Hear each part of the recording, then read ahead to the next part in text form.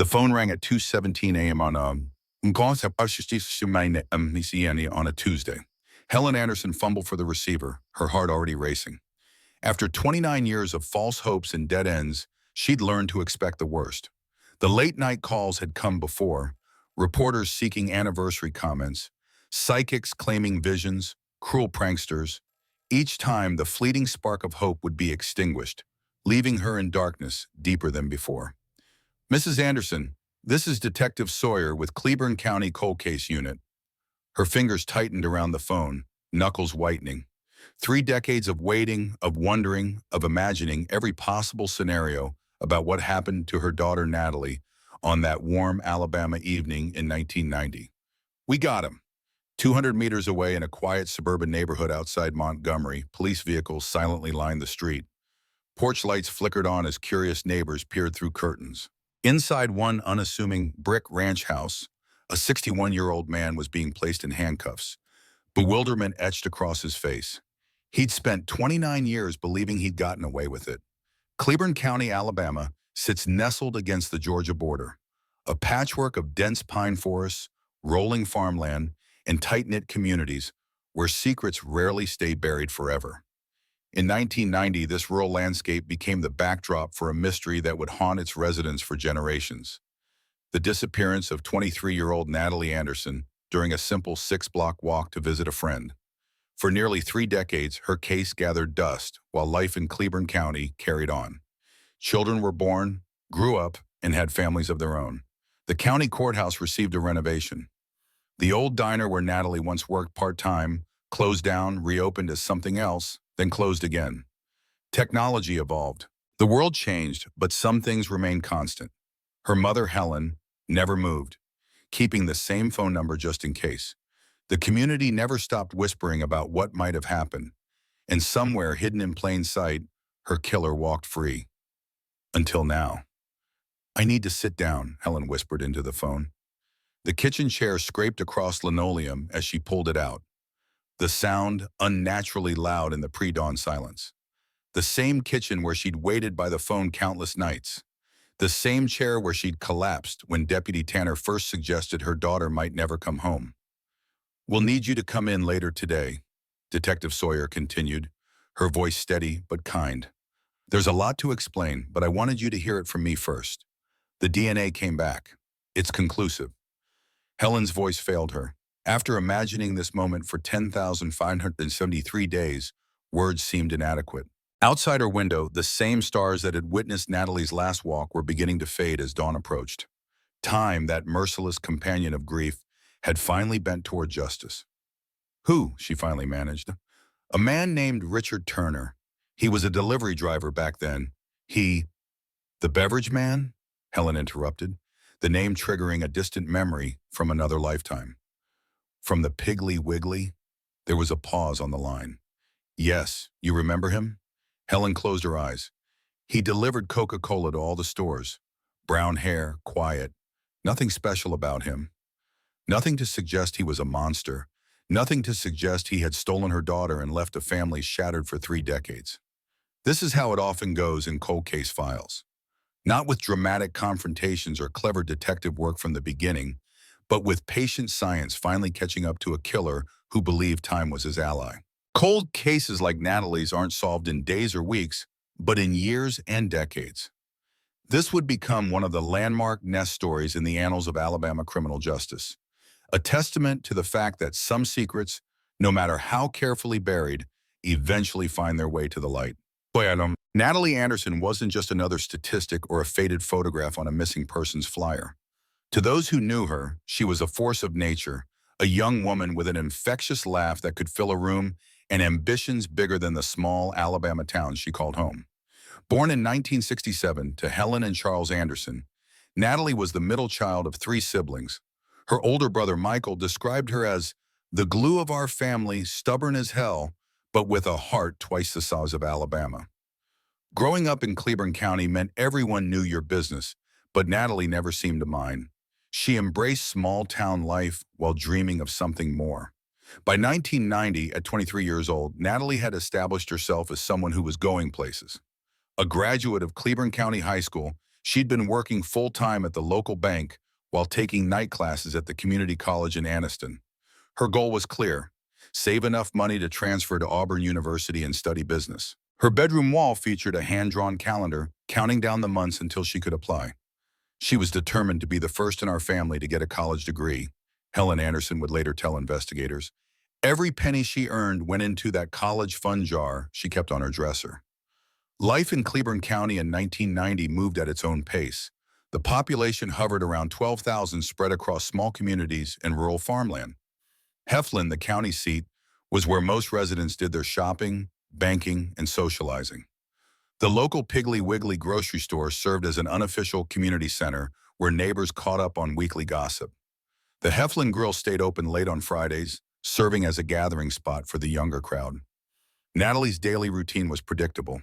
She'd rise early, often before sunrise, to go jogging along the quiet streets of her neighborhood. Colleagues at First Alabama Bank described her as punctual and meticulous, arriving each morning with her signature travel mug of coffee.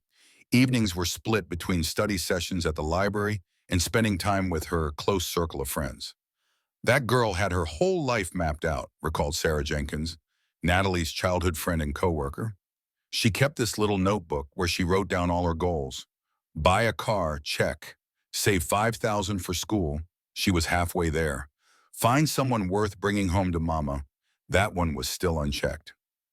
Though Natalie had dated casually, friends said she wasn't seriously involved with anyone in the months before her disappearance. Her focus remained on her future, on breaking out of the cycle that kept so many of her high school classmates tethered to Cleburne County forever. The weekend before she vanished, Natalie had driven with friends to Atlanta for a concert. Photos from that trip show her beaming in a denim jacket, arms thrown around her friend's shoulders, the city lights glowing behind them. It would be the last photograph ever taken of Natalie Anderson. No one could have predicted that just 3 days later, on a mild Tuesday evening in May 1990, Natalie would step out her front door for a short walk to her friend Lisa's house 6 blocks away, a walk she'd made hundreds of times before, and vanish without a trace. Tuesday, May 8th, 1990, began like any other day for Natalie Anderson. Her alarm clock buzzed at 5:45 a.m. And according to her mother, she was out the door by 6:15 for her morning jog, 3 miles through the quiet streets of Heflin. The spring air carried a slight chill that morning, enough that Natalie had pulled on a light windbreaker over her t-shirt and shorts. By 7:30, she was back home, showering and preparing for work. Helen Anderson recalled their brief breakfast conversation that morning. Natalie mentioned an upcoming performance review at the bank and how she hoped for a small raise that would accelerate her college savings. She was counting pennies that morning, Helen would later tell cold case detectives, figuring out if she could afford to take summer classes instead of waiting for fall. Security footage from First Alabama Bank showed Natalie arriving at 8:27 a.m., her hair still damp from her shower, carrying her lunch in a brown paper bag. Coworkers described the day as routine. Natalie processed loan applications, helped customers at her teller window, and ate lunch at her desk while studying her accounting textbook. Phone records would later confirm that at 2:13 p.m., Natalie received a call at her workstation. The call lasted less than a minute. According to her supervisor, after hanging up, Natalie asked if she could leave 30 minutes early that day. The request was approved. At 4:30 p.m., security cameras captured Natalie exiting the bank.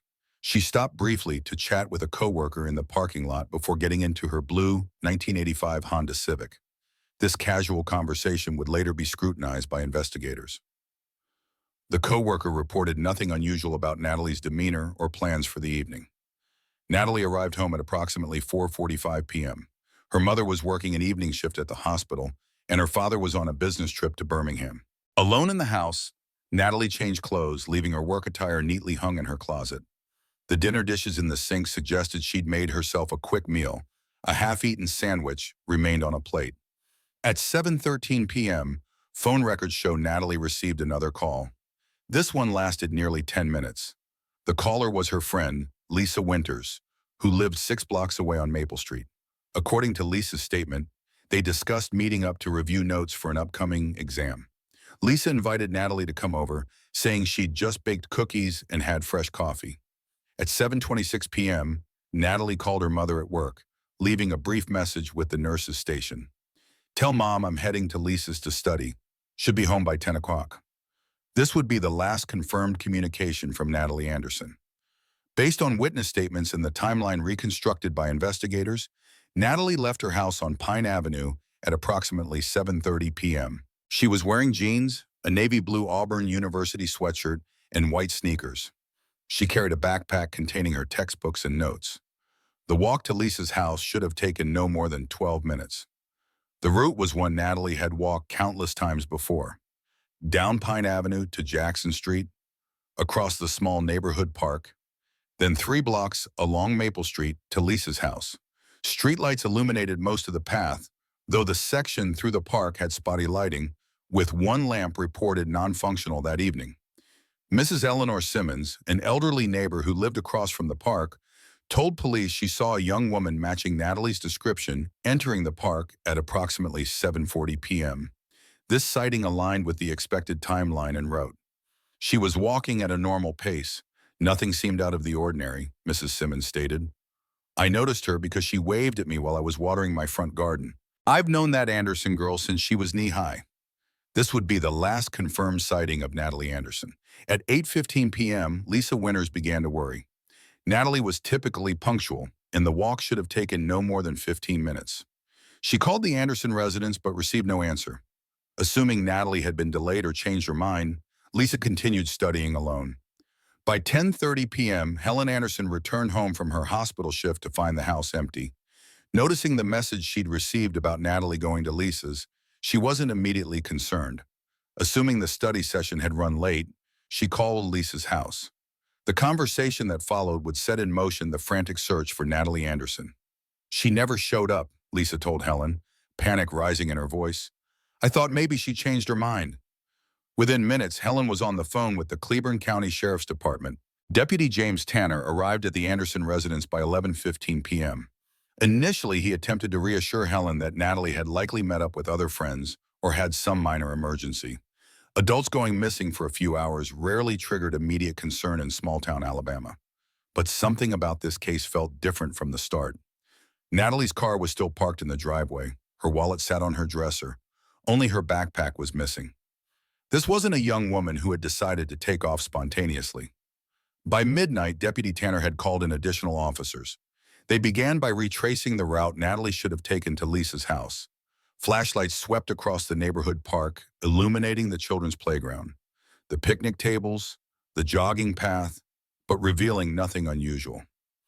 As dawn broke on Wednesday, May 9th, the search intensified. Charles Anderson returned from his business trip, ashen-faced and desperate. Neighbors organized into search parties, combing through yards, checking sheds and garages. Local radio stations broadcast descriptions of Natalie and what she had been wearing. By Wednesday afternoon, the FBI had been notified. Special Agent Marcus Reynolds arrived from the Birmingham field office to assist local law enforcement. The 6-block radius around Natalie's walking route was declared a crime scene. The first 48 hours of a missing persons case are critical, Agent Reynolds would later explain in a training seminar, using this case as an example. And as each hour passed without a sign of Natalie, hope diminished. Flyers with her photograph appeared on every telephone pole and storefront in Cleburne County. Local businesses donated food and coffee to the volunteer searchers who continued through the night. On Thursday morning, May 10th, the discovery of Natalie's backpack sent shockwaves through the search effort. It was found partially hidden beneath a bush at the edge of the park, approximately halfway between her home and Lisa's house. The textbooks and notes were still inside, seemingly untouched. There were no signs of a struggle, no blood evidence, nothing to indicate what had happened. Only the abandoned backpack as silent testimony that something had gone terribly wrong on that 6-block walk. The discovery of Natalie's backpack transformed what had been a missing persons case into a suspected abduction. Sheriff Walter Daniels, a 22-year veteran of the Cleburne County Sheriff's Department, took personal command of the investigation.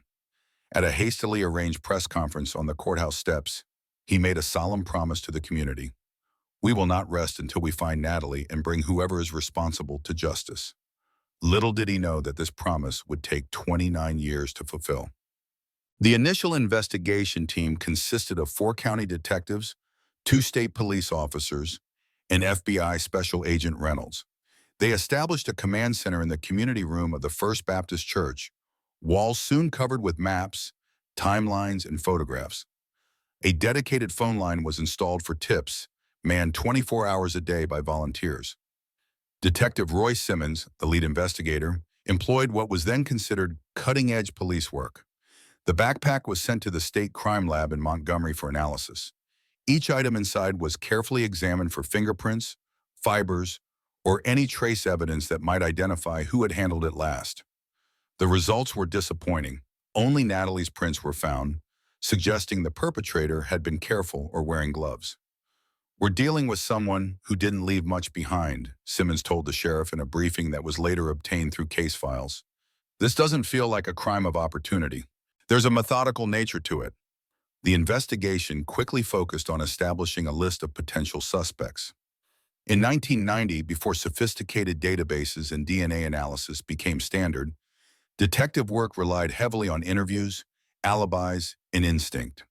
The first category of suspects included men with criminal histories living within a 5-mile radius of the abduction site. Cleburne County, they had 7 registered sex offenders at the time, each of whom was interviewed extensively. 6 provided verifiable alibis for the evening of May 8th. The 7th, Raymond Walters, became an early person of interest when his alibi, claiming to be home alone watching television, couldn't be corroborated.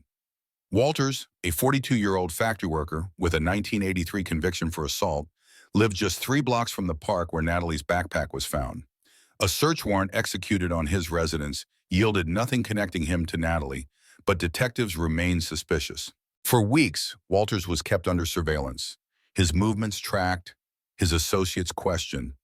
The second category included men in Natalie's life, current and former boyfriends, male co-workers, and acquaintances. Her most recent ex-boyfriend, Thomas Garrett, received particular scrutiny. They had dated for 8 months before breaking up 3 months prior to her disappearance. According to friends, the split had been Natalie's decision, and Thomas hadn't taken it well. He kept calling her, showing up at the bank, Lisa Winters told detectives. Natalie wasn't scared of him exactly, but she was getting frustrated. Thomas initially provided a weak alibi, claiming to be at home alone on the night of May 8th. However, his story changed when confronted with phone records showing he'd made calls from his parents' house 30 miles away in Oxford. This inconsistency kept him on the suspect list, though physical evidence linking him to the crime remained elusive. As May turned to June, the investigation expanded to include transient workers who had been in Cleburne County during that period. A construction crew had been repaving sections of Highway 78, and a traveling carnival had set up in the Piggly Wiggly parking lot the weekend before Natalie's disappearance. Each worker was tracked down and interviewed, creating hundreds of pages of reports but few solid leads. Meanwhile, the community's search efforts continued with remarkable dedication. Volunteers combed every inch of woodland within a 10-mile radius. Divers checked local ponds and creeks. Hunters and farmers on horseback covered the more remote areas of the county. Natalie's photograph appeared on regional newscasts and in newspapers across Alabama and Georgia. The Anderson family offered a $10,000 reward for information, a substantial sum for a working-class family that represented their entire savings. Local businesses and churches raised additional funds, eventually increasing the reward to $25,000. By late summer, the investigation had generated over 400 tips, 212 formal interviews, and 17 search warrants. Physical evidence remained scarce. Beyond the backpack, investigators had recovered a single unidentified partial footprint from the soft ground near where the backpack was found, and several cigarette butts from the park area that couldn't be definitively linked to the case. In September 1990, 4 months after Natalie's disappearance, the FBI scaled back its involvement. Though Agent Reynolds continued to consult on the case, the command center at the church was dismantled, the dedicated tip line disconnected. The investigation hadn't officially gone cold, but the daily momentum had stalled. Sheriff Daniels refused to let the case fade away completely. He assigned Detective Simmons to work on it exclusively, even as other crimes demanded the department's attention. Simmons kept a photograph of Natalie on his desk, a reminder of his promise to her family. This one haunts me, Simmons confided to a reporter from the Anniston Star in a December 1990 article about unsolved cases. Somebody in this county knows something. Somebody saw something that evening. We just haven't found them yet. For cold case detectives, these words would prove prophetic, though the truth was both simpler and more disturbing than anyone imagined at the time. The person who knew something wasn't hiding in the shadows but hiding in plain sight, completing his beverage delivery route week after week, reading the newspaper articles about the missing girl, and going about his life as if nothing had happened. The trail leading to Richard Turner would remain cold for nearly 3 decades, while a family's heartbreak deepened with each passing year. By the one-year anniversary of Natalie's disappearance, the active investigation had been reduced to following up on occasional tips and re-interviewing key witnesses in hopes that time might have loosened reluctant tongues. The annual police budget now included a line item specifically for the Anderson investigation, a tacit acknowledgement that this had become a long-term case. On May 8, 1991, exactly 1 year after Natalie vanished, over 200 community members gathered in the park where her backpack had been found. They held candles and said prayers, releasing white balloons into the evening sky. Helen Anderson addressed the crowd, her voice steady despite her grief. "My daughter is still missing, but the truth is not. The truth is out there, and someday it will come to light." No one in that somber gathering could have imagined that someday would take nearly 3 decades to arrive. Time moves differently when you're waiting for answers. For the Anderson family, the calendar became both enemy and friend, each passing day diminishing hope while simultaneously bringing them one day closer to the truth they couldn't yet see. "People tell you that grief gets easier with time," Helen Anderson explained in a 1995 interview with a local reporter doing a 5-year follow-up on the case. "But when there's no closure, no body to bury, no definitive moment to say goodbye, you're stuck in this terrible limbo. You can't move forward and you can't go back." The Anderson home on Pine Avenue became a shrine of sorts to their missing daughter. Natalie's bedroom remained untouched, her accounting textbook still stacked on the desk, her Auburn University pennant still pinned to the wall. Helen dusted it weekly as if Natalie might walk through the door any moment and need a clean place to study. Charles Anderson channeled his grief into action. He took early retirement from his job to devote himself full-time to finding his daughter. He became certified as a private investigator, spending countless hours retracing the investigation's steps, developing his own theories, and pursuing leads the police had abandoned. "My husband became a different person," Helen would later recall. "He was consumed by it.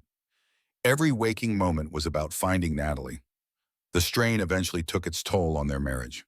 By 97, Charles had moved into an apartment closer to the county courthouse, where he spent days reviewing public records and nights driving the roads of Cleburne County, searching for something everyone else had missed.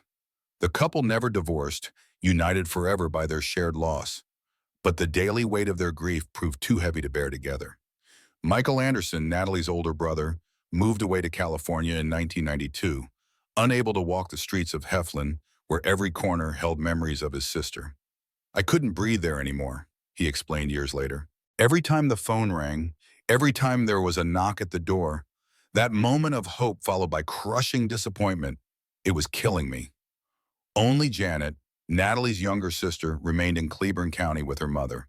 She married in 1994 and had 3 children, the oldest a daughter named Natalie in honor of the aunt she would never meet.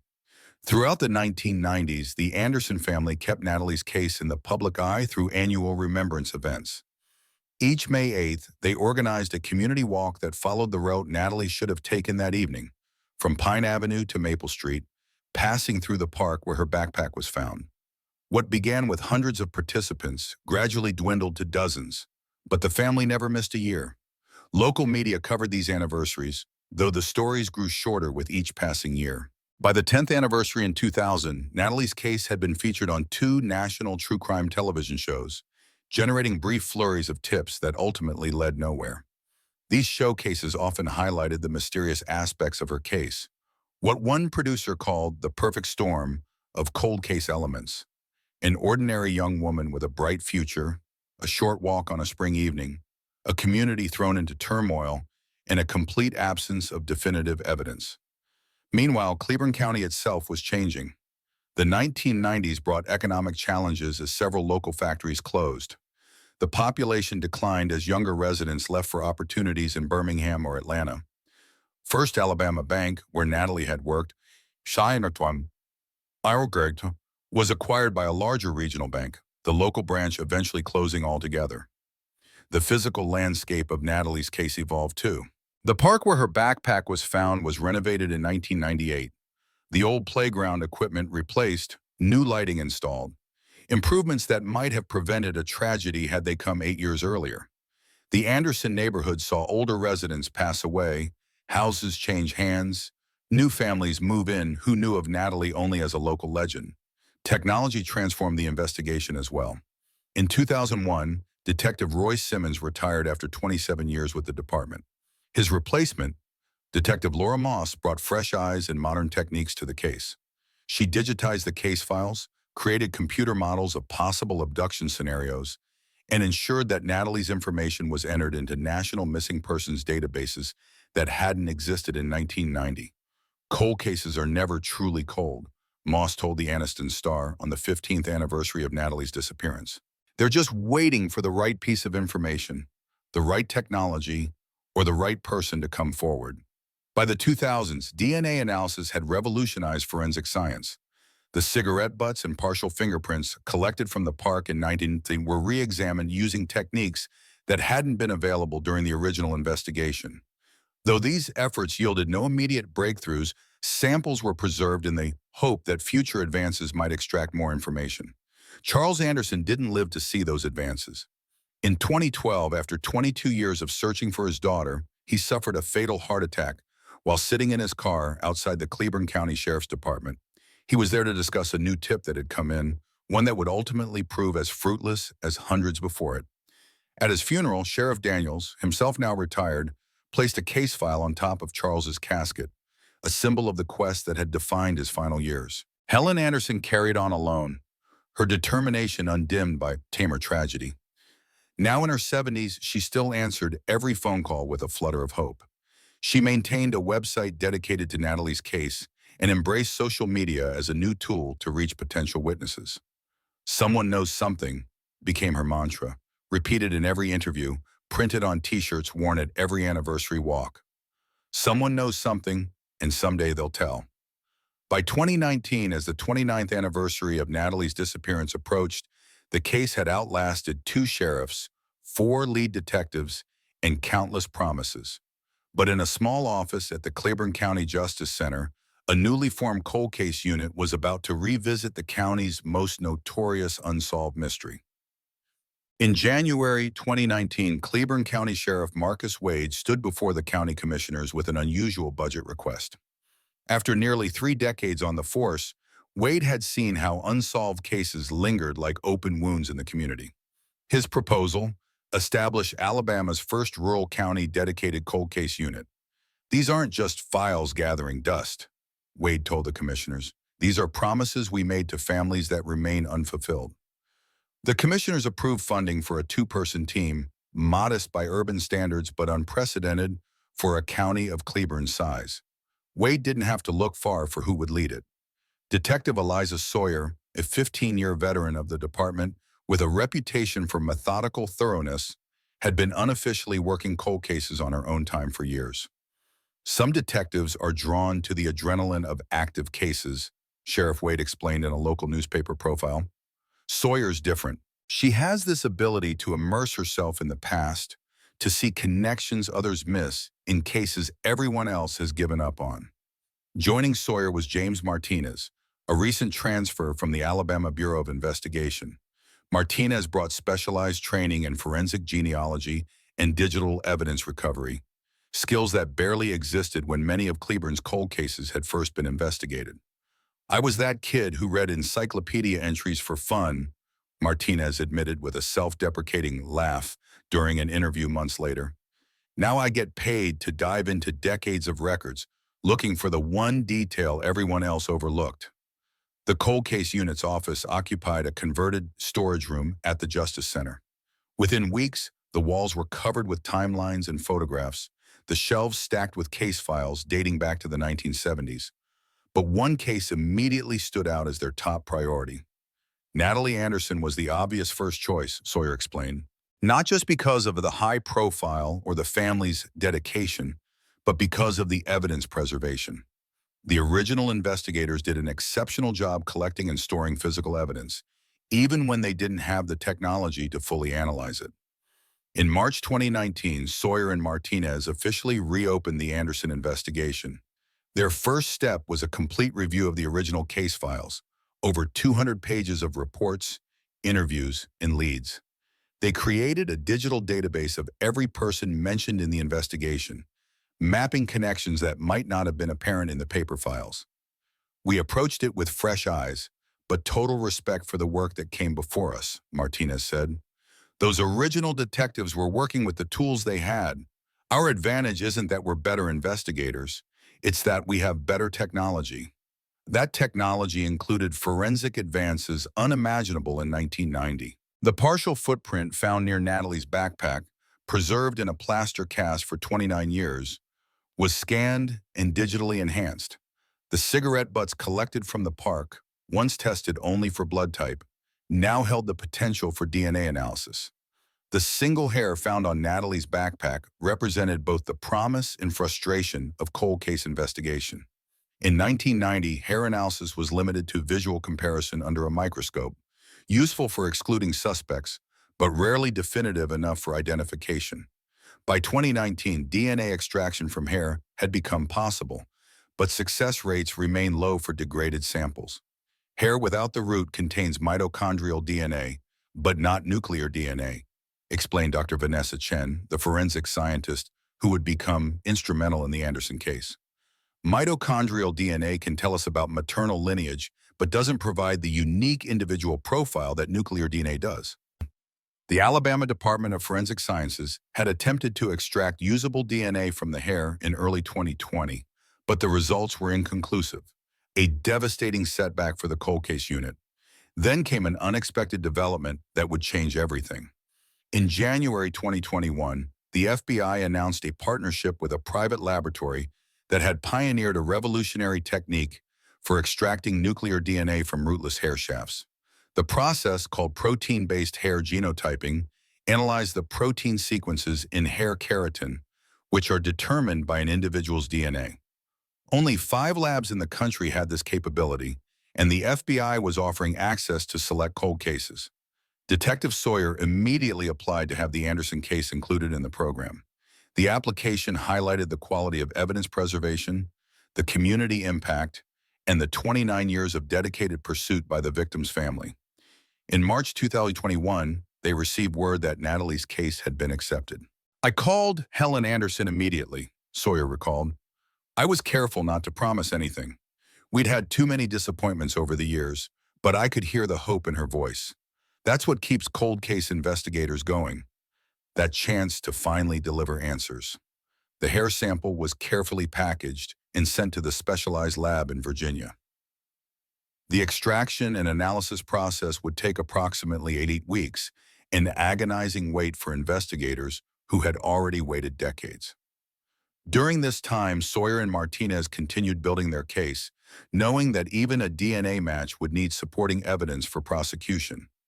They revisited the timeline of May 8, 1990, creating a minute-by-minute reconstruction of Natalie's last known movements. They developed a geographic profile of the area as it existed in '90, identifying potential abduction sites along Natalie's walking route that offered both access and privacy. We were preparing for any outcome, Martinez explained. If the DNA led to someone already on our radar, we needed corroborating evidence. If it led to someone we'd never considered, we needed to understand how they intersected with Natalie's life. On June 17, 2021 at 10:42 a.m., Detective Sawyer's phone rang. The caller ID showed the Virginia lab. She put the call on speaker so Martinez could hear, both of them holding their breath as Dr. Liam Richardson, the lab director, delivered the news. "We have a profile," Richardson said, his voice matter-of-fact despite the magnitude of his words. "Full nuclear DNA, 23 markers suitable for CODIS upload and familial matching." After nearly 3 decades, the science had finally caught up with the evidence. The hair had yielded its secrets. Within hours, the DNA profile was uploaded to CODIS, the FBI's combined DNA index system that contains profiles from convicted offenders across the country. By the end of the day, they had their answer: no direct match in the system. This wasn't the end, but rather the beginning of the next phase. With no direct hit in CODIS, the investigation turned to genetic genealogy, using the DNA profile to identify relatives of the unknown subject through commercial ancestry databases. Think of it as creating a family tree in reverse, explained Carolyn Fitzpatrick, the genetic genealogist assigned to the case. Instead of starting with an ancestor and working forward, we start with the DNA and work backward to identify family connections. The process was painstaking. The DNA profile was compared against voluntary submissions in public databases like GED Match, identifying distant cousins and other relatives. Fitzpatrick then constructed elaborate family trees, looking for intersections and connections that might lead to potential suspects. By August 2021, the genetic genealogy had narrowed the field to a specific family line with roots in eastern Alabama. The next step was obtaining DNA samples from willing family members to further refine the search, a delicate process that required both legal sensitivity and human compassion. We're approaching people who have no idea their family might be connected to a crime, Sawyer noted. We have to balance the need for information with respect for privacy and the understanding that these individuals are not suspects themselves. Through voluntary DNA submissions from distant relatives, the investigation gradually closed in on a specific branch of the family. The breakthrough came when a second cousin, twice removed, agreed to provide a DNA sample that significantly narrowed the field of potential matches. On September 3, 2021, the genetic genealogy team presented Detectives Sawyer and Martinez with a name: Richard Allen Turner, 61, a former Cleburne County resident, now living outside Montgomery. The name meant nothing to them. Turner had never appeared in any of the original investigation files. He had never been interviewed, never been considered a suspect. He was a ghost who had somehow slipped through the extensive dragnet of the original investigation. Martinez immediately began building a profile. Richard Turner had been 30 years old in 1990, working as a delivery driver for a regional beverage distributor. His route had included stores in Cleburne County, including the Piggly Wiggly where Natalie occasionally shopped. He had no criminal record in 1990, not even a traffic violation. He had moved from Cleburne County in late 1990, just months after Natalie's disappearance. On paper, he looked completely unremarkable, Martinez said. That's often the case with predators who evade capture. They blend in. They don't draw attention to themselves. The team needed to confirm the genetic match before making any moves. They obtained a search warrant for discarded DNA, a technique that allows investigators to collect items a suspect has thrown away in public, such as coffee cups or cigarette butts, without alerting them to the investigation. For 2 weeks, they conducted surveillance on Turner, waiting for the perfect opportunity. On September 21st, they retrieved a soda can he had discarded in a public trash can outside a Montgomery gas station. The can was rushed to the state lab for analysis. The call came at 2:17 a.m. on September 23, 2021. The DNA from the soda can matched the hair found on Natalie's backpack. The match probability was 1 in 7.2 trillion. After 29 years, they had found their suspect. In the pre-dawn hours, as Sawyer made that emotional call to Helen Anderson, a tactical team was already assembling outside Richard Turner's suburban home. The moment they had worked toward for decades was finally at hand. I've worked dozens of cold cases, Sawyer reflected later, but there's something special about Natalie's case. Maybe it's how long the family fought for answers. Maybe it's how the community never forgot. Or maybe it's knowing that someone thought they had gotten away with it for all these years, living a normal life while the Anderson family suffered every day.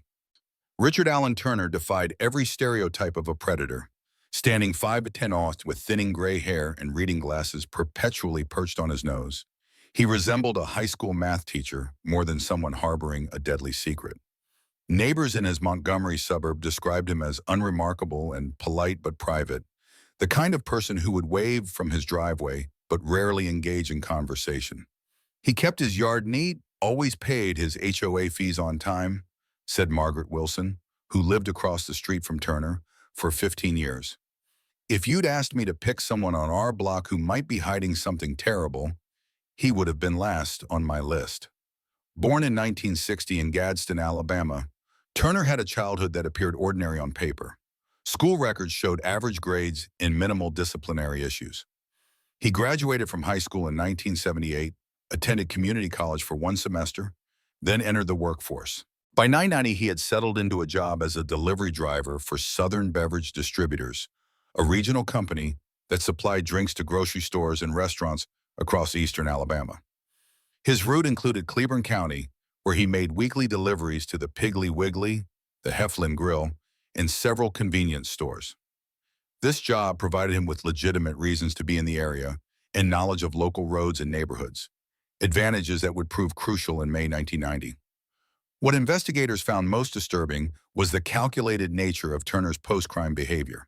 Within 3 months of Natalie's disappearance, he requested a transfer to a different delivery route, citing a desire to be closer to his aging parents in Montgomery. By December 1990, he had moved away from Cleburne County entirely, severing any visible connections to the area where Natalie had vanished. It was a smart move, Detective Martinez observed. Most perpetrators make the mistake of drastically changing their lives after committing a crime. Quitting jobs, moving across the country, behaviors that draw attention. Turner made a reasonable, explainable life change that wouldn't raise eyebrows. In Montgomery, Turner built a life designed to avoid scrutiny. He married in 1992, a woman he met through a church singles group. They had no children. He worked for the same beverage company until 2015, earning promotions to route supervisor and eventually operations manager. He joined the Rotary Club, volunteered occasionally at community events, and built a modest retirement account. His only brush with the law enforcement was a speeding ticket in 2003. He created the perfect cover, Sawyer explained. A stable marriage, a steady job, community involvement, all the markers of a responsible citizen. Who would look twice at someone like that? The most haunting question remained: what, if any, connection existed between Turner and Natalie Anderson? Intensive investigation revealed no obvious prior relationship. They hadn't attended the same schools or churches. She wasn't on his delivery route. None of her friends or coworkers recognized his name or photograph. The connection, it seemed, was far more random and disturbing. Security footage from First Alabama Bank, preserved in the case files, provided the crucial link. On April 24, 1990, 2 weeks before Natalie's disappearance, Richard Turner had entered the bank during Natalie's shift. Transaction records showed he had cashed a paycheck, and the teller stamp indicated Natalie had processed the transaction. The arrest of a suspect in a 29-year-old cold case requires meticulous planning. Once DNA confirmed Richard Turner as their target, detectives Sawyer and Martinez assembled a specialized team to handle every aspect of the operation. The stakes were enormous. A botched arrest could jeopardize the entire case, potentially allowing a killer to walk free on procedural grounds. "We had one shot to do this right," Sheriff Wade explained. "After 3 decades, we couldn't risk making a mistake that would compromise the prosecution." The arrest team included members from multiple agencies: Cleburne County detectives, Montgomery County tactical officers, and FBI agents who had supported the case. Each brought specific expertise to the operation. The planning sessions covered everything from the approach to the property to the exact wording officers would use during the arrest. District Attorney Caroline Winters worked alongside the team to ensure all legal requirements were met. Search warrants were prepared not just for Turner's residence, but also for his vehicles, electronic devices, and a storage unit registered in his name. The warrants were deliberately broad, allowing investigators to search for any evidence related to Natalie Anderson or other potential victims. When you're dealing with someone who's potentially been hiding a crime for decades, you have to consider they might have kept trophies or other evidence, Winters noted. "We needed to be thorough." The team debated the timing and approach. A public arrest at Turner's workplace might minimize risk to officers but could create unnecessary chaos. A traffic stop presented its own dangers. Ultimately, they decided on a pre-dawn residential arrest, catching the suspect at his most vulnerable while minimizing risk to the community. On September 23, 2021, at 4:30 a.m., the arrest team assembled at a staging area 3 blocks from Turner's home. The neighborhood was quiet, most residents still asleep. Tactical officers took position around the perimeter of the property while Detective Sawyer and two FBI agents approached the front door. At precisely 5:15 a.m., Sawyer knocked firmly on the door announcing, "Police, search warrant." The team had expected resistance, or at least delay, but to their surprise, lights came on almost immediately. Within moments, Richard Turner opened the door wearing pajama pants and a t-shirt, looking confused but not panicked. He seemed more annoyed than afraid, Sawyer recalled, like we were interrupting his sleep for a minor matter that could have waited until morning. That changed when Sawyer stated clearly, "Richard Allen Turner, you're under arrest for the kidnapping and murder of Natalie Marie Anderson on May 8, 1990. Witnesses described how Turner's expression transformed, the annoyance replaced by shock, then something harder to define. He didn't speak, didn't resist as officers secured his hands with zip ties. His wife appeared in the hallway behind him, confused and frightened, asking repeatedly what was happening. As Turner was led to a waiting police vehicle, Martinez observed something telling. He never once asked who Natalie Anderson was, never claimed not to know the name. That's unusual for someone being accused of a crime they didn't commit. Inside the house, the search began immediately. In the garage, investigators found a locked metal cabinet that Turner's wife couldn't open. She didn't have the key, and her husband had never shown her what was inside.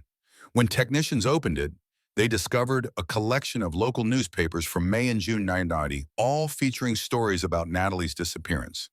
The yellowed pages had been carefully preserved, each one containing articles about the search, the family's pleas for information, the community's response.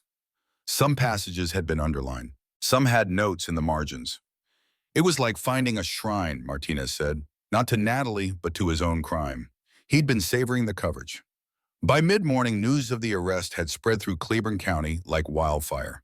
Local radio stations interrupted regular programming to announce the breakthrough. The Anniston Star rushed to print a special edition.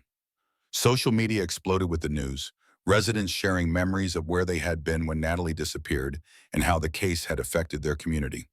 Helen Anderson learned of the arrest in that pre-dawn phone call from Detective Sawyer. After hanging up, she sat alone in her kitchen, the same kitchen where she had waited by the phone for news of her daughter countless times over the decades. "I always knew this day would come," she told reporters who gathered outside her home later that morning. "I just didn't know if I would live to see it." The community's response reflected both shock at the suspect's identity and relief that the case had finally been solved. Longtime residents struggled to reconcile the ordinary delivery driver they vaguely remembered with the monster now revealed. "He was just the beverage guy," said Tom Wilson, who had managed the Piggly Wiggly in 1990. "Came in once a week, restocked the coolers, made small talk about the weather or football. Nothing about him stood out." That ordinariness made the revelation all the more disturbing. Richard Turner hadn't been hiding in shadows. He had been hiding in plain sight, behind a facade of normality that no one had thought to question.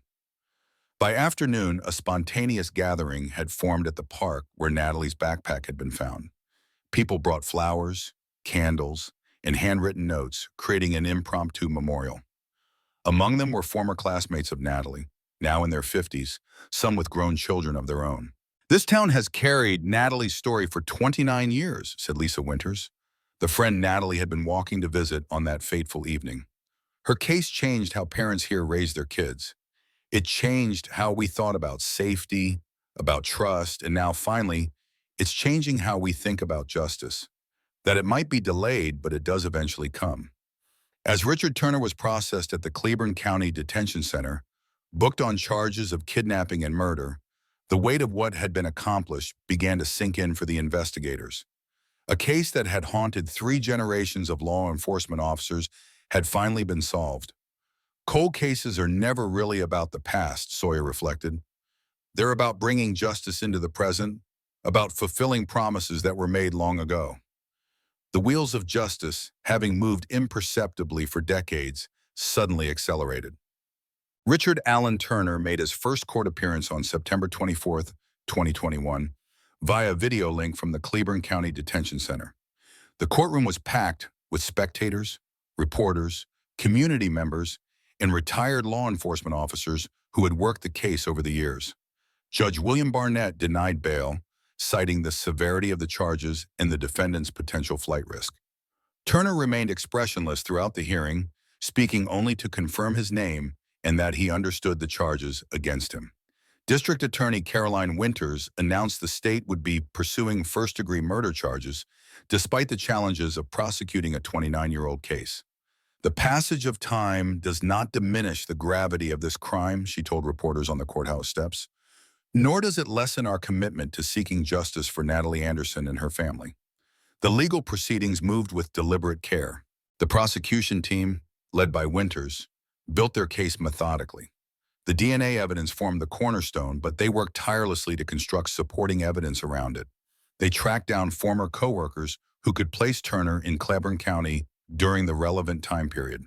They analyzed his work records, establishing a pattern of deliveries that brought him near the park where Natalie's backpack was found. In December 2021, a grand jury returned an indictment on charges of kidnapping and first-degree murder. The trial was scheduled for May 2022, almost exactly 32 years after Natalie's disappearance. As the legal process unfolded, Helen Anderson experienced a complex mixture of emotions. There's relief, of course, she explained during an interview, but there's also this strange sense of loss. For 29 years, searching for answers gave me purpose. Now that we have them, I'm having to learn how to live differently. The Anderson family attended every hearing, Helen always accompanied by her daughter Janet, and often by her son Michael, who returned from California for the proceedings. They sat in the front row, directly in Turner's line of sight, a silent reminder of the lives he had shattered.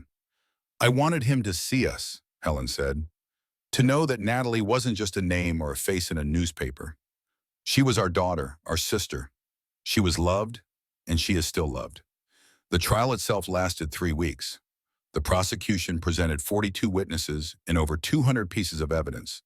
The defense, recognizing the strength of the DNA evidence, focused their strategy on challenging the chain of custody for the hair sample and questioning whether it could have been contaminated over the decades. On May 26, 2022, after just 4 hours of deliberation, the jury returned with their verdict, guilty on all counts. 2 weeks later, Judge Barnett sentenced Richard Allen Turner to life in prison without the possibility of parole. As Turner was led from the courtroom, Helen Anderson stood. In a voice clear and steady, she addressed him directly. I forgive you, not for your sake, but for mine. I've carried this burden long enough. The resolution of Natalie's case sent ripples through Alabama's criminal justice system. The success of the Claiborne County Cold Case Unit inspired similar initiatives in 5 other rural counties. Within a year, the Alabama Bureau of Investigation established a dedicated genetic genealogy team to support cold case investigations statewide. The Anderson case demonstrated what's possible when you combine preserved evidence with modern technology and dedicated investigators, explained Dr. James Montgomery, director of the Alabama Department of Forensic Sciences. It's changing how we approach cold cases across the state. For the community of Claiborne County, the case's resolution brought a measure of healing to a wound that had never fully closed. The annual remembrance walks for Natalie transformed from somber vigils into celebrations of persistence and justice. The park where her backpack was found was officially renamed Natalie Anderson Memorial Park, in a ceremony attended by hundreds. Perhaps the most profound legacy of Natalie's case has been its impact on other families waiting for answers. The Anderson family established a foundation in Natalie's name to support cold case investigations and provide resources to families of missing persons. The foundation's first initiative funded advanced DNA testing for 3 unsolved cases in neighboring counties. Natalie's story reminds us that no case is truly unsolvable, Detective Sawyer reflected. Sometimes justice requires patience. Sometimes it requires new technology, but it always requires people who refuse to give up. Helen Anderson, now in her late 70s, found a new purpose in supporting other families navigating the limbo of unresolved cases. I tell them what I wish someone had told me 30 years ago, that their loved one matters, that the truth is worth pursuing no matter how long it takes, and that they are not alone in the waiting. In the evidence room of the Claiborne County Sheriff's Department, Natalie's case file was moved from the active cold case section to the solved cases archive. The box contains 32 years of investigative reports, witness statements, photographs, and forensic analyses, a paper trail documenting humanity's determination to find truth and deliver justice, no matter how long it takes. Time may be the greatest ally of those who commit terrible acts, but as Natalie's case proves, it can also be their ultimate undoing. No secret stays buried forever. No evidence is truly lost, and no one is beyond the reach of justice. It just might take 29 years to arrive. The Nest Stories phenomenon began taking shape in the mid-2010s, a genre of true crime narratives focusing on seemingly ordinary people who vanish in wilderness areas or small towns, only to have their cases solved decades later through perseverance and technological advancement. What set these stories apart was their emphasis on the psychological impact of unresolved cases on families and communities. Natalie Anderson's case has since become a landmark example in cold case detective training seminars. The FBI Academy in Quantico now uses it as a case study in evidence preservation and the integration of historical investigative methods with modern genetic genealogy. What makes the Anderson case so valuable from a training perspective is how it demonstrates the importance of proper evidence collection and storage, even when current technology can't fully utilize that evidence, explained FBI Special Agent Daria Lopez, who conducts training for regional law enforcement agencies. Those investigators in 1990 couldn't have imagined the advances in DNA technology that would eventually solve their case, but they still treated every hair, every fiber, as if it might someday become the key. The case also highlighted the evolving role of media in cold case investigations, from the local newspaper coverage in 1990 to the national television features in the 2000s to the social media campaigns of the 2010s. Each generation of communication technology played a part in keeping Natalie's memory alive. Media attention is a double-edged sword in cold cases, Detective Martinez observed.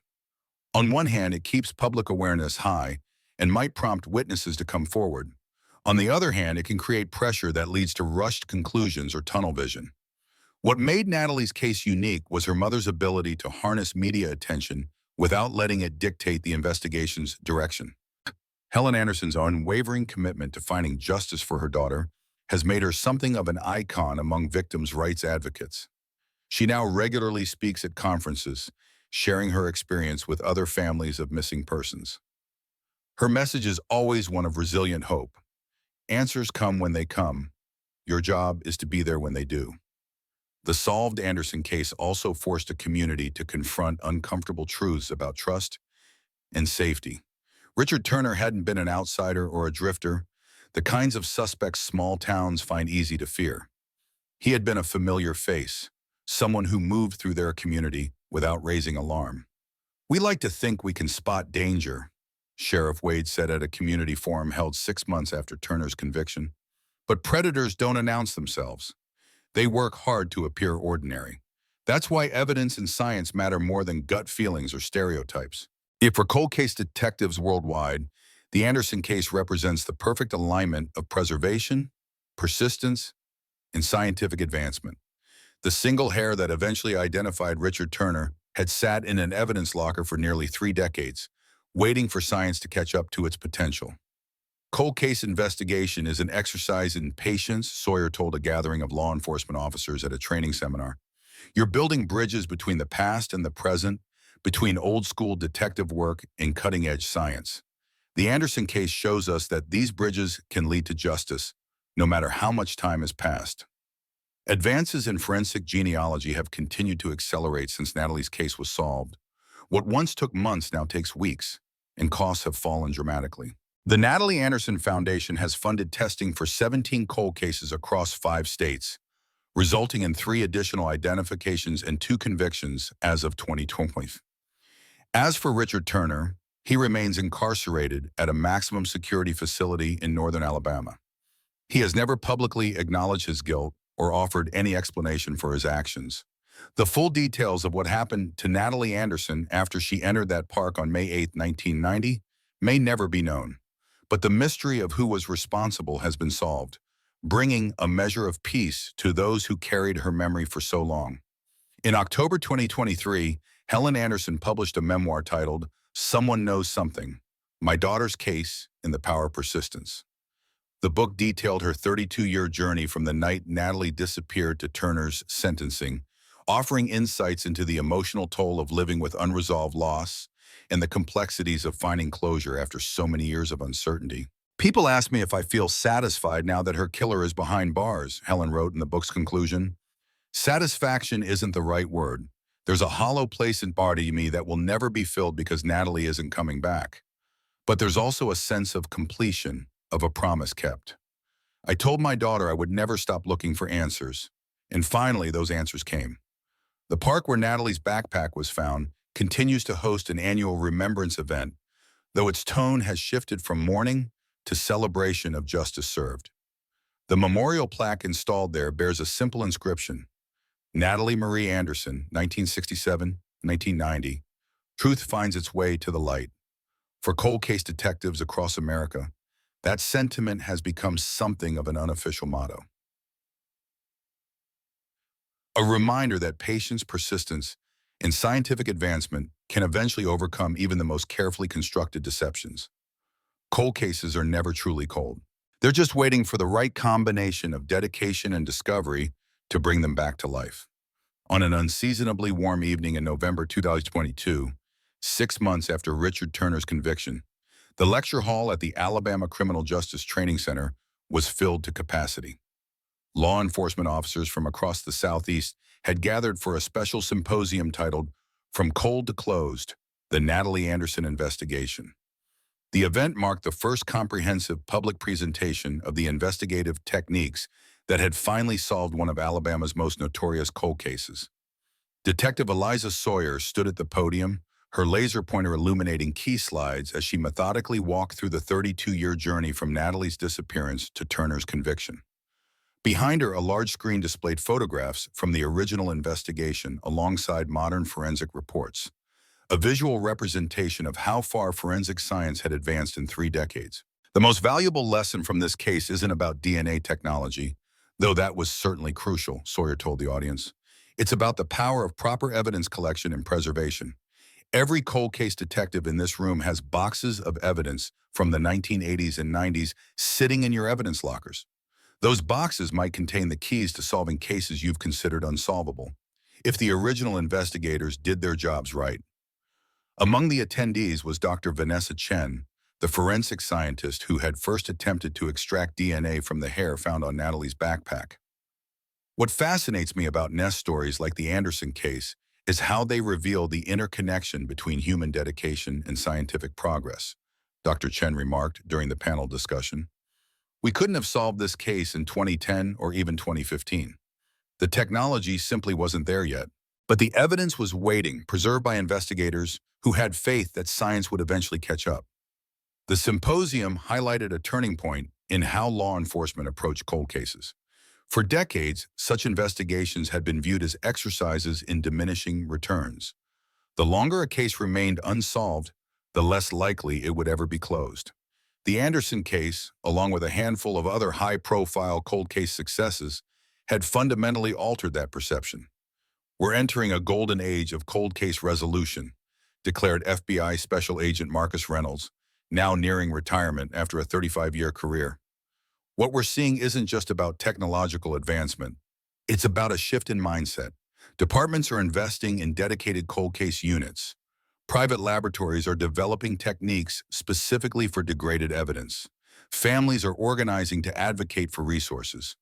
The message is clear. No case is too old to solve. But Reynolds' words carried particular weight given his connection to the Anderson investigation. As a young field agent in 1990, he had been among the first FBI personnel to arrive in Cleburne County after Natalie's disappearance. Now, 3 decades later, he had witnessed the case's resolution, a professional journey that mirrored the evolution of investigative techniques. The symposium also addressed the psychological impact of long unsolved cases on communities, with a presentation by Dr. Lillian Parker, a forensic psychologist who specialized in studying the social effects of high-profile crimes. Cases like Natalie Anderson's create what I call community trauma echoes, Dr. Parker explained. The initial shockwaves are strongest when the crime occurs, but unlike typical trauma that gradually fades, unsolved cases continue to reverberate through generations. Children grow up hearing about the local tragedy. New residents absorb it as part of the community's identity. The case becomes woven into the collective consciousness, affecting behavior and attitudes in subtle but profound ways. This phenomenon was clearly evident in Cleburne County, where parents had spent decades warning their children not to walk alone, even in daylight, through the park where Natalie's backpack was found. Local schools had incorporated personal safety lessons into their curricula, directly influenced by the lingering fear from Natalie's disappearance. The annual Remembrance Walks served not just as memorial events, but as communal rituals reinforcing vigilance. What's fascinating from a psychological perspective is how the resolution of these long cold cases affects communities. Dr. Parker continued, there's an initial catharsis, certainly, but also a complex process of reconciling decades of fear with the reality that's finally revealed. In Cleburne County's case, discovering that the perpetrator was an ordinary delivery driver, someone who had moved freely through their community without raising suspicion, forced residents to confront uncomfortable truths about trust and safety. The symposium concluded with a presentation on the future of cold case investigation, focusing on emerging technologies and methodologies that promise to resolve even more long-dormant cases. Protein-based hair genotyping is just the beginning, said Dr. James Montgomery from the Alabama Department of Forensic Sciences. We're seeing advancements in touch DNA recovery, molecular photo fitting that can predict physical appearance from genetic material, and artificial intelligence systems that can identify patterns and connections in case files that human investigators might miss. For the law enforcement professionals in attendance, the Anderson case represented both inspiration and methodology, a roadmap for approaching their own unsolved cases with renewed hope and scientific rigor. As they filed out of the lecture hall, many carried notepads filled with techniques to apply to dusty files sitting in evidence rooms across the country. The impact of the Anderson case extended far beyond the law enforcement community. In newsrooms and production studios, journalists and documentarians recognized the compelling narrative arc of Natalie's story. A young woman with dreams beyond her small town, a devastated family that never gave up, dedicated investigators spanning generations, and scientific advances that finally brought justice. By early 2023, 3 major documentary projects about the case were in development. National news magazines published feature articles with titles like 29 Years Later, The Science That Solved the Natalie Anderson Case, and A Mother's Wait, Helen Anderson and the Power of Persistence. True crime podcasts dedicated multiple episodes to dissecting every aspect of the investigation. This media attention brought both benefits and challenges. On one hand, it raised awareness about the potential of genetic genealogy to solve cold cases, potentially encouraging other families to advocate for similar testing in their loved ones' unsolved cases. On the other hand, it created a simplified narrative that sometimes overlooked the complex, methodical work required to build a prosecutable case. The documentaries tend to focus on the eureka moment when the DNA results came back, Martinez observed during an interview. But that was just one piece of a much larger puzzle. We still had to establish Turner's presence in Cleburne County, his access to Natalie, his post-crime behavior, and dozens of other details to construct a case that would stand up in court. DNA might tell you who, but it rarely tells you how or why. In April 2023, almost exactly 1 year after Turner's conviction, Helen Anderson stood at the podium in a conference room at the Marriott Marquis in Atlanta. Before her sat hundreds of family members of missing persons, gathered for the annual Hope and Healing Conference organized by the National Center for Missing and Exploited Persons. For 29 years, I lived in what I call the waiting place, Helen began, her voice steady despite the emotion of the moment. It's a strange kind of limbo where grief can't fully process because there's no certainty. You can't move forward and you can't go back. You just wait. And while you're waiting, the world keeps turning. People tell you to move on, to find closure. But how do you close a door that's still hanging open? Her words resonated deeply with the audience, people who understood all too well the particular anguish of unresolved loss. Some had been waiting for answers for years, others for decades. Some, like Helen once did, still jumped when the phone rang late at night, hoping against hope that this call might finally bring news. I won't stand here and tell you that answers are guaranteed, Helen continued. That would be a cruel promise to make. What I can tell you is that possibilities exist that weren't there before. Science is advancing. Investigators are developing new techniques. Evidence that seemed to tell us nothing 30 years ago might speak volumes today.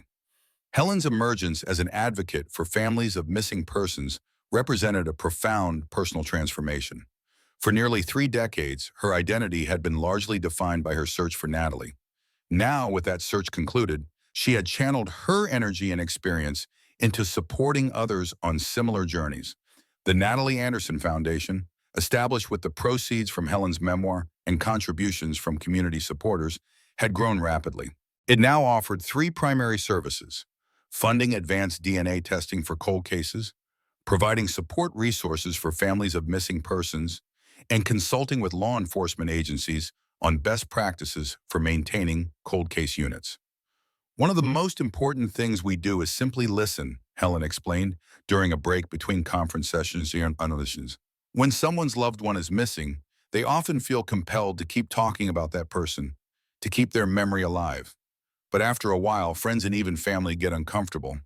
They want you to move on. Our foundation creates spaces where these families can be heard without judgment, where their missing loved ones remain present and important. This emphasis on ongoing remembrance reflected Helen's own experience during the long years of waiting. She had found that Cleburne County's collective memory of Natalie had been vital in maintaining momentum in the investigation. The annual walks, the media anniversaries, the community's refusal to forget, all had created a persistent pressure that kept the case from fading completely. By the conference's second day, Helen had spoken individually with dozens of families, each with their own story of unresolved loss. Some had cases dating back to the 1970s, others as recent as the previous year. All carried the same fundamental questions. Where is my loved one? What happened to them? Will I ever know the truth? The waiting is the hardest part, one mother told Helen during a support group session. Sometimes I think knowing, no matter how terrible, would be better than this endless uncertainty. Helen nodded in understanding. For years I told myself the same thing, she replied, and when the answers finally came, they were as devastating as I had feared. But there was still something, I don't want to say healing exactly, but clarifying about finally knowing. The questions stop spinning in your mind. You can focus on grieving instead of searching. The conference concluded with a memorial service where families displayed photographs of their missing loved ones, a powerful visual representation of lives interrupted and families left in limbo. Among these photographs was one of Natalie Anderson, included not as a missing person, but as a symbol of resolution. A reminder that answers can come even after decades of waiting. As Helen prepared to return to Alabama, she reflected on the unexpected path her life had taken. If someone had told me on May 9, 1990, that I would spend the next 29 years searching for my daughter, and then the years after that helping other families with their searches, I would have been unable to comprehend it, she said. Grief changes you, waiting changes you, and finally finding answers changes you yet again. In Cleburne County, the effects of Turner's conviction continued to ripple outward. The community that had lived so long under the shadow of an unsolved crime was gradually recalibrating its relationship with the past. The park where Natalie's backpack was found, now officially Natalie Anderson Memorial Park, had undergone another renovation, this time incorporating a small memorial garden and information kiosk about the case. Lisa Winters, Natalie's friend, who had been expecting her that fateful evening in 1990, frequently volunteered as a docent at the kiosk, sharing her memories with visitors and explaining the case's significance in the development of forensic genealogy. People come from all over now, Lisa explained to a journalist working on a 5-year retrospective of the case. True crime enthusiasts, forensic science students, families of other missing persons. They want to see where it happened, to make this abstract story concrete in their minds. I tell them about Natalie, not just how she disappeared, but who she was, her laugh, her ambitions, her stubbornness. I think that's important. In these cold case stories, the victim often becomes just a name, a photograph. I want people to know Natalie was a real person with a real life ahead of her. This emphasis on humanizing victims had become a defining characteristic of the evolving Nest story genre. Unlike earlier true crime narratives that often sensationalize the perpetrator or the investigative process, These accounts place the victim and their family at the center of the story, exploring the ripple effects of violence through communities and across generations. The term nest stories itself had originated with a forensic psychologist who observed that these cases often involve communities that appeared safe and nurturing on the surface, nests that their residents assumed would protect them, only to discover that danger had been present all along, hidden in plain sight. The Anderson case exemplified this pattern. Cleburne County in 1990 had seen itself as the quintessential small town where everyone knew their neighbors and looked out for one another. The revelation that a killer had moved freely among them, delivering sodas to their grocery stores and cashing checks at their banks, had forced a painful reassessment of that self-image. We tell ourselves stories about where we live, about the kind of community we have, Sheriff Wade observed during an interview for a criminal justice journal. When something like Natalie's case happens, it challenges those stories. That's part of why these cold cases have such lasting impact. They're not just about a single crime, but about a community's identity and self-perception. This insight had practical implications for law enforcement. The Cleburne County Sheriff's Department now conducted regular community awareness programs addressing the misconception that danger always comes from outsiders or obviously suspicious individuals. They emphasized that predators often cultivated ordinary, even respectable personas specifically to avoid detection. Richard Turner wasn't hiding in the shadows, Detective Sawyer would tell community groups. He was hiding behind normalcy. That's much more effective and much harder to detect. At the state level, the success of the Cleburne County Cold Case Unit had inspired a broader initiative. In January 2024, the Alabama State Legislature passed the Natalie Anderson Cold Case Act, allocating funding for regional cold case teams and a state-level genetic genealogy lab. The legislation represented one of the most comprehensive approaches to unsolved crimes in the nation, establishing protocols for evidence preservation, investigation, review cycles, and family notification procedures. State Senator Maria Reyes, who sponsored the bill, cited the Anderson case as proof that investment in cold case resolution was both morally necessary and fiscally responsible. The technology exists to bring answers to families who have been waiting for decades, she argued during legislative debate. We have a moral obligation to utilize these tools. And from a practical standpoint, solving these cases brings closure not just to families, but to entire communities. The Act's passage received national attention, with several other states considering similar legislation. Criminal justice experts pointed to Alabama's approach as a model for addressing the estimated 250,000 unsolved homicides that had accumulated across the United States since the 1960s, a staggering backlog of unresolved trauma and unanswered questions. What we're seeing is a recognition that cold cases aren't just old files gathering dust, explained Dr. Lillian Parker. They're ongoing sources of harm to families who can't fully grieve, to communities that can't fully heal, and to our justice system's credibility.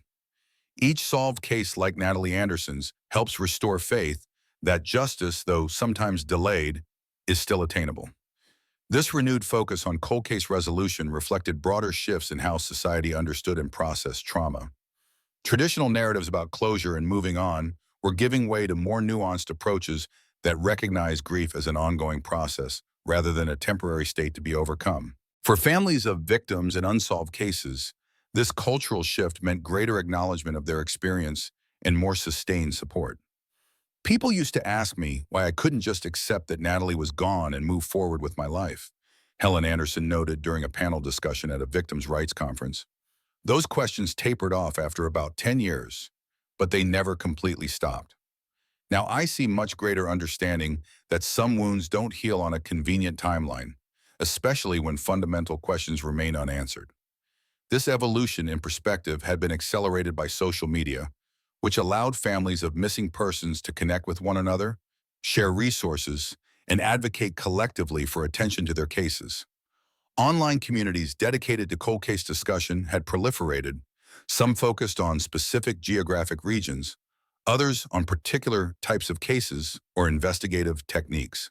While these communities occasionally fell prey to speculation and amateur sleuthing of questionable value, they also kept attention on cases that might otherwise have faded from public consciousness. Several cold cases have been solved at least in part due to information that emerged from these online discussions, with witnesses coming forward years or even decades after the fact. For professional investigators, this public engagement represented both opportunity and challenge. We welcome the increased attention to cold cases, FBI Special Agent Reynolds stated during a press conference announcing a new initiative for reviewing dormant files. But we also need to ensure that investigations remain grounded in evidence and proper procedure. The goal isn't just to solve cases, but to solve them in ways that result in sustainable convictions. This tension between public involvement and professional methodology continued to shape the evolving field of cold case investigation. But regardless of the approach, the fundamental goal remained constant: bringing answers to those who had waited far too long, transforming cold case files into stories of justice finally served. For families like the Andersons, these resolutions offered not the Hollywood ending of perfect closure, but something more complex and realistic: a chance to redirect grief from the anguish of uncertainty to the more natural process of mourning a confirmed loss. It wasn't healing so much as clarification, not closure, but completion. As Helen Anderson wrote in the final chapter of her memoir, the waiting place is a kind of suspended animation. You exist, but you don't fully live. When answers finally come, whether after 3 years or 30, they allow you to rejoin the timeline of your own life. The pain doesn't disappear, but it changes form. It becomes the pain of definite loss rather than endless uncertainty, and somehow that's easier to carry.